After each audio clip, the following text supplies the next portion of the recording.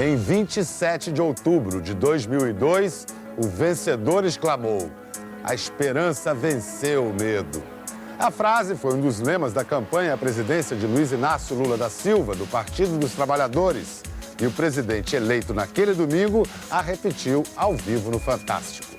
O programa ficou mais de 3 horas no ar, conseguiu a primeira entrevista exclusiva do novo presidente e entrou para a história ao registrar com todas as cores a chegada de um retirante nordestino ao posto mais alto da nação. O dia em que os brasileiros elegeram este homem, o ex-operário Luiz Inácio Lula da Silva, para a presidência da República. Boa noite.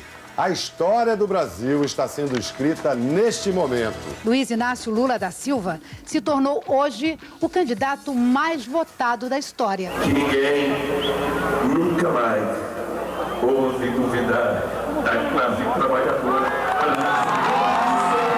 Sem medo de ser feliz.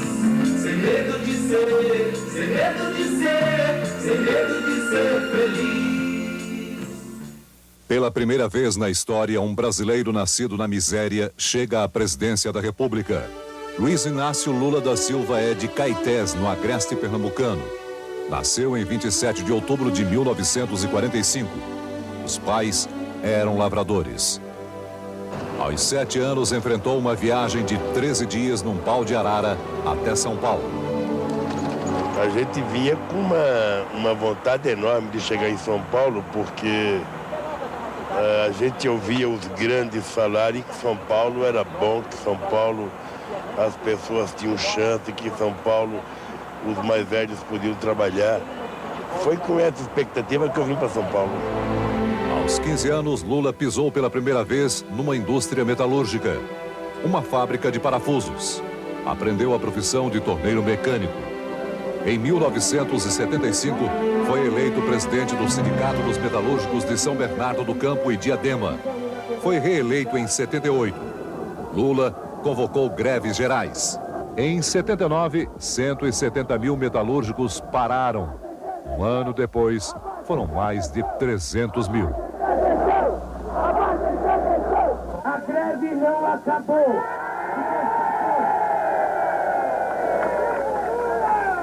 O Brasil vivia sob o regime militar.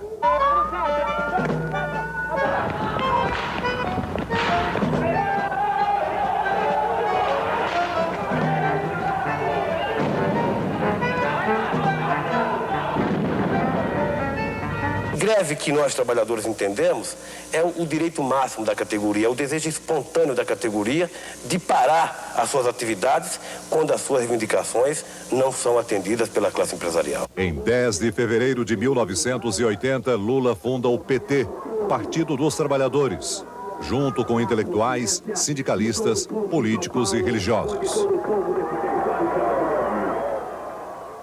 Em abril de 84, Lula participou no Rio de Janeiro do comício pelas eleições diretas para presidente, junto com líderes como Leonel Brizola, Tancredo Neves e Ulisses Guimarães. Liberdade, liberdade, abre as asas sobre nós e restabelece nesse país as eleições diretas para que o nosso povo possa ter o direito à sobrevivência. Muito obrigado, companheiros, e até a vitória, se Deus quiser.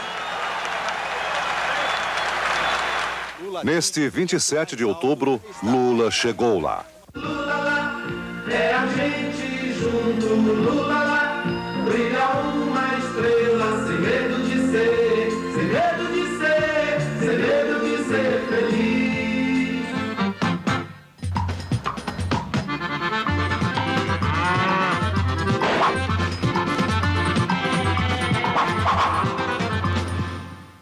O senhor chegou a ser colega, amigo de Lula, brincava com ele? Nós era amigo de Lula, nós estudava tudo junto. Uma vez a professora, naquele tempo, as palmatórias daquelas palmatórias que tinha aquelas bolachas, né? Aí, apanhava na mão? Apanhava na mão, era na mão. Aí chegava. Lula levou bolo? Levou bolo de mim. Bateu no Lula? Olha! Na mão, foi na mão. Estamos em Pernambuco, Caetés, 20 quilômetros de Garanhuns. que fica a 229 quilômetros de Recife. A infância de Lula aconteceu por aqui, longe das cidades. O dia a dia duro e pesado da mãe de cada família. E toda a família, uma filharada assim. Lula foi o 8º filho de Dona Lindu. Um moleque alegre, todo mundo gostava. Lula estudava, mas eu aqui na escola de caçula, naquele tempo, nós estudava tudo junto. A casa onde ele morou não existe mais. A casa da família do Lula era exatamente assim? É baixinha aqui, hein? É, a casa de Lula era dentro dessa aqui, a sala, né? Logo quando você entra, aqui à esquerda. Mas é só pra pessoa baixa, olha lá com a porta. As casas antigamente faziam tudo baixinho. O pessoal não queria gastar muito. Falta fazia dinheiro. baixinho. E era assim, com galho de árvore, assim? Toda com galho de árvore. Na época não tinha madeira serrada aqui, não. Era madeira comum, você tirava ela na mata e já levava madeira roliça, como nós chamamos. Aqui é o corredorzinho, aqui é a entrada do outro quarto, do segundo quarto. Tudo escuridinho, não tem nem janela. Não tinha janela não, é assim. E aqui é a cozinha onde... Opa, cuidado com a cabeça.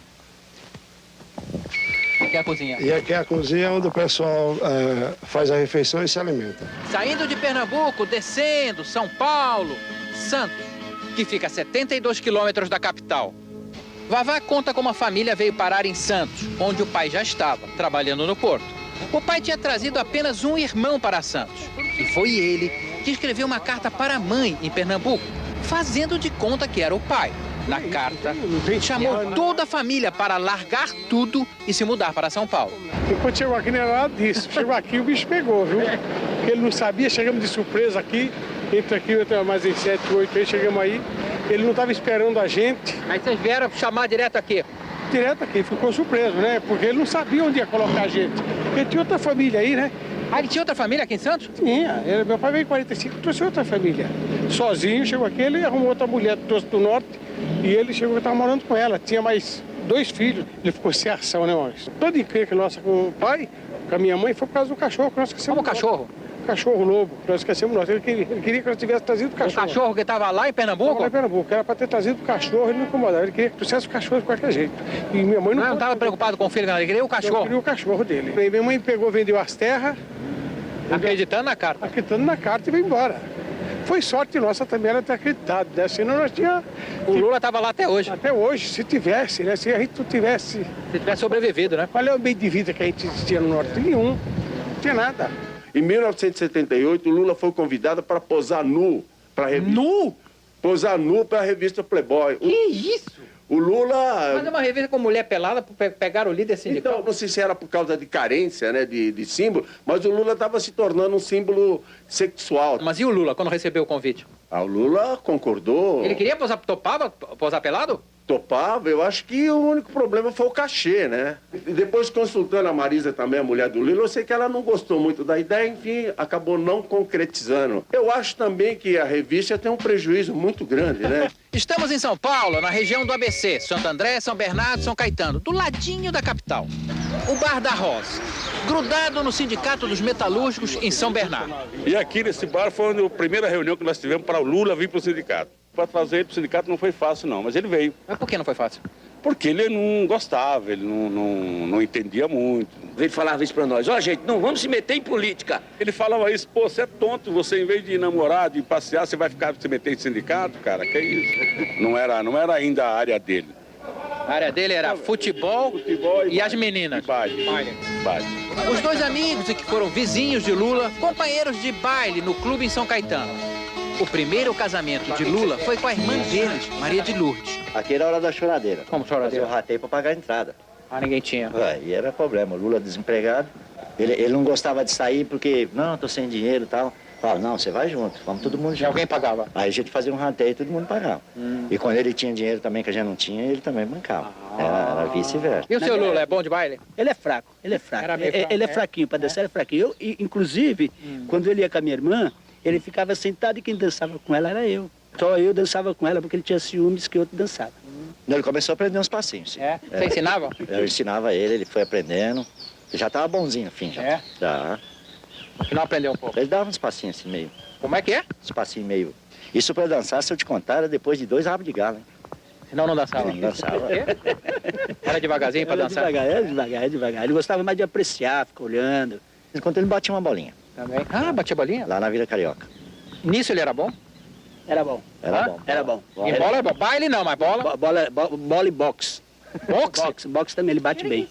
Lula se casou com Maria de Lourdes, que morreu ao dar à luz. E a aliança do casamento ficou com a Zefinha, que se casou com o amigo Zé Ribeiro. E Lula foi padrinho desse casamento.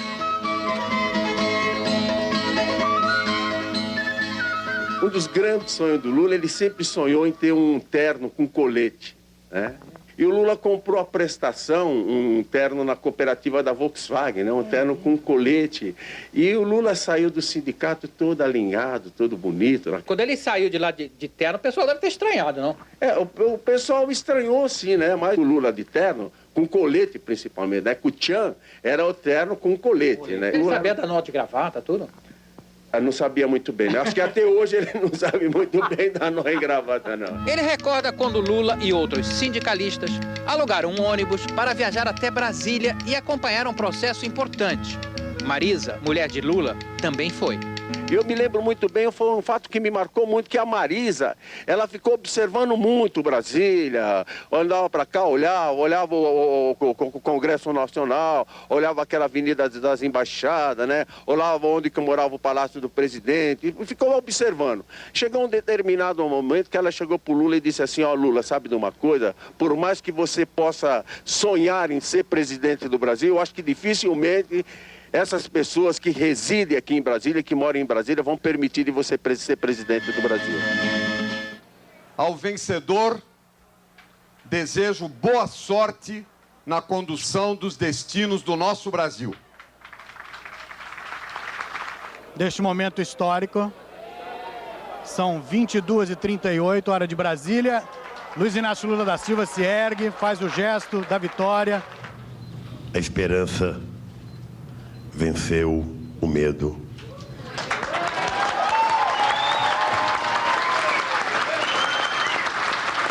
E hoje eu posso dizer para vocês que o Brasil votou sem medo de ser feliz. Obrigado, companheiros, e obrigado por tudo. O último cálculo disponível falava em 50 mil pessoas reunidas aqui em torno da Avenida Paulista. Neste momento, o presidente eleito Luiz Inácio Lula da Silva vai nos dar a chance, primeiro, presidente eleito, de nos dar os efusivos parabéns, não só pelo seu aniversário hoje, mas também por essa vitória, esta grande vitória. E nós gostaríamos de mostrar para o senhor uma história que eu acho que vai lhe surpreender. É a história de um personagem marcante que participou de um momento crítico e dramático de sua biografia. Vamos assistir a reportagem.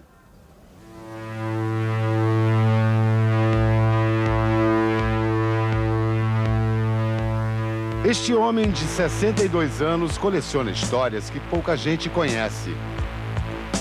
Armando Panic Filho foi um dos 2 policiais que vigiaram Lula durante os 31 dias que ele passou na prisão em 1980. Eu tinha que cumprir a minha obrigação. Mesmo cumprindo a minha obrigação, em nenhum instante nós fomos carrasco do Lula. Podemos dizer que fomos os amigos, os que hospedaram o Lula com dignidade só. 12.712. Este é o número da ficha de Luiz Inácio da Silva, vulgo Lula, no DOPS, o Departamento de Ordem Política e Social do regime militar. Nos arquivos, fichas e mais fichas descrevem os passos do homem que inflamou o movimento sindical no fim dos anos 70. Ele era um sindicalista que desobedeceu uma ordem legal, só isso. E por causa disso, eu fui preso. Essas coisas é que a gente tinha na cabeça. Mas a gente tinha que cumprir, não tinha outro jeito. 1º de abril de 1980. 170 mil metalúrgicos cruzam os braços. A greve é considerada ilegal. No dia 19 de abril, o governo prende Lula, com base na Lei de Segurança Nacional. Se contar a vida que eu convivi nesses 31 dias, de que ele teve essas dificuldades, disser um dia ele vai ser presidente da República, isso é um mentiroso. Como vai ser um presidente da República? E é. Na cadeia, Lula fez poucos pedidos. Dentre essas coisas mais engraçadas, ele queria ver o jogo do Corinthians, tinha um jogo importante, pusemos a televisão para ele ver o jogo do Corinthians. Sócrates bateu e descontou 4-2, mas o Corinthians estava longe de qualquer reação. Ele tinha um dente aberto, de um canal aberto que não conseguiu fechar ou por medo. Ele dizia mesmo que acho que era medo que ele tinha. Mas que o dentista tinha dado a broquinha para ele. Quando ele comesse, ele punha a broquinha, tirava o resíduo de comida, não tinha nada. Mas lá no xadrez não tinha a broquinha, o dente complicou. Nós fomos buscar o dentista nosso, do DOPS, que tinha ambulatório médico, tinha dentista lá dentro, para atender o Lula. Armando conta agora uma história inédita que não está nos arquivos. Romeu Tuma, diretor do DOPS na época, deixou Lula sair da cadeia sem ninguém saber. Era para visitar a mãe em coma. O doutor Tuma me chamou, pediu que chamasse o Oswaldo também, fechou a porta e disse: a mãe do Lula está muito mal e acho que ela não vai durar muito. Vocês topariam levar o Lula a ver a mãe? Não tem dúvida. Eu assumo tudo. Não tem dúvida, só falou, tá falado. Pegamos o Lula de madrugada no xadrez, saímos por baixo onde tinha a tropa de choque da PM, colocamos o Lula nesse mesmo chevetinho, deitado atrás. Ninguém viu ele sair do DOPS. Quando nós chegamos no Sobradinho, que ele indicou o caminho, paramos, a porta se abriu, era a irmã. Abriu a porta, Lula, pinote para dentro. Ele entrou. Minha mãe estava em cima. Falei, sobe. Ele vira para mim e fala, sozinho? Eu falei, sozinho. E da sala, eu ouvi ele conversar com a mãe. Era emocionante.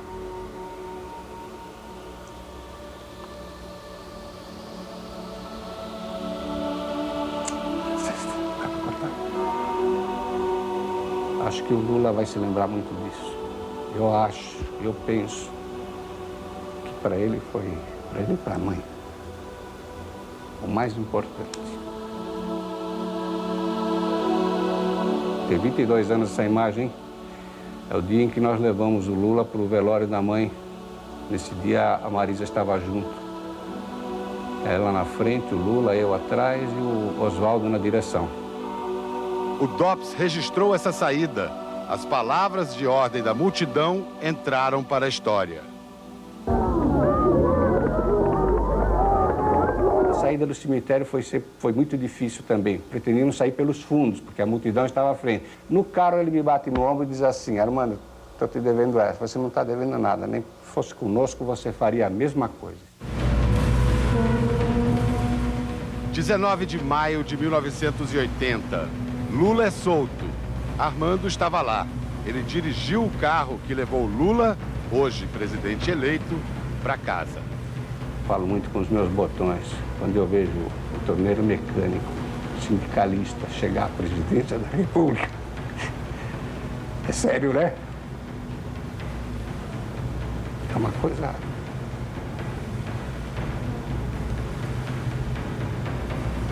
Não sei. Acho bonito. Venceu. Brigou com gente forte e venceu. Presidente eleito Luiz Inácio Lula da Silva. Nada como um dia depois do outro, hein? Com uma noite no meio. Pois é, Bial. Eu fico emocionado porque o Armando foi uma pessoa que me prendeu, mas que eu não tenho nenhum ressentimento. Aliás, se o Armando estiver vendo o Fantástico, é importante ele saber que o carcereiro, que nós chamávamos de Picadão, ele virou petista em Aparecida do Norte, participou de várias atividades que eu fiz lá em Aparecida do Norte e, lamentavelmente, morreu. Mas eu quero dizer para o Armando que eu tenho um apreço muito grande pelo tratamento que eu recebi de vocês quando eu estava preso. Nenhuma mágoa, meu caro. Nenhuma mágoa.